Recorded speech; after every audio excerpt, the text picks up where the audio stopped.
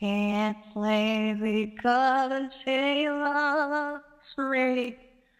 Can't play because he loves me. I lock the door and turn off the lights. I climb into my bed and traverse the web. It feels good to be sad. It's the safest thing I know. Before they hurt you, you know how to feel. Sometimes I feel so worthless. I feel like it's all I deserve. All the friends that have come and go, I feel as though it's not the place or people, but an inner self which continues to simmer in deprecation. The truth is, I never expected people to like me, because I would never ask another to do what I wouldn't. So I stayed away, in the room with a locked door, the room with the lights turned off. Usually I would pace in circles. Other times I would stare at the wall, because it never changed. I found this to be comforting. I found sparks of happiness in the records I hoarded and the artists I modeled my life after. When I fell deeper into Lana Del Rey's discography, I wasn't shocked to find a young woman who had been manipulated by an industry of greedy men, but I found a strange sense of comfort, the perseverance it took her to keep creating art, to defy musical trends and carve her own path. But I could play because he loves me. The long go on saying you want it. But I don't want to say that you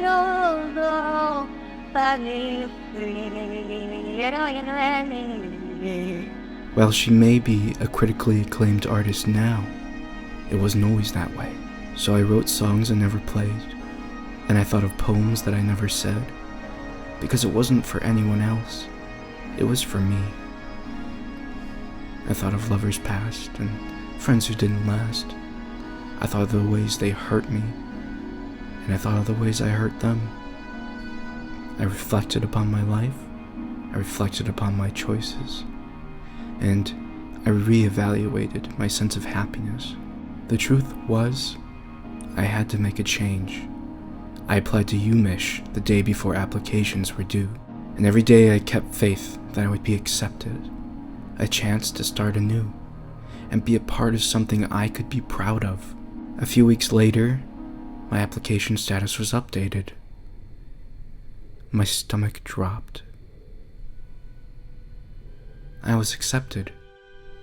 My mother called after the good news, crying on the other end. She told me how proud she was of me. But at this point, I didn't know how to process my emotions.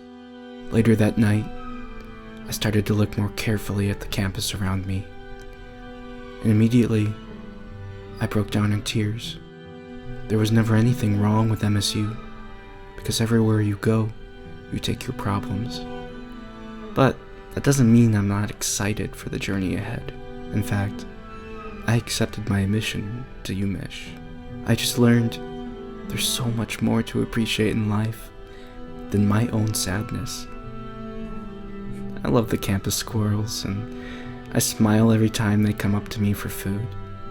I love my friends, and I cherish the times we spend watching movies on our cheap little futon. I love my classes and all the cool technology we spend hours troubleshooting. Nothing we do is perfect, and no moment goes without its problems, but I can't help but cry when I remember that I'm going to be leaving. When I think of Ann Arbor, there is no sense of resentment. I'm excited to visit a fresh new set of record stores, all of which span mere blocks apart. I'm excited to meet new people and build new connections. Most of all, I'm excited to learn, adapt, and change. I am Ryan Hume. I am loved. And for the first time in a while, I can say that I am happy.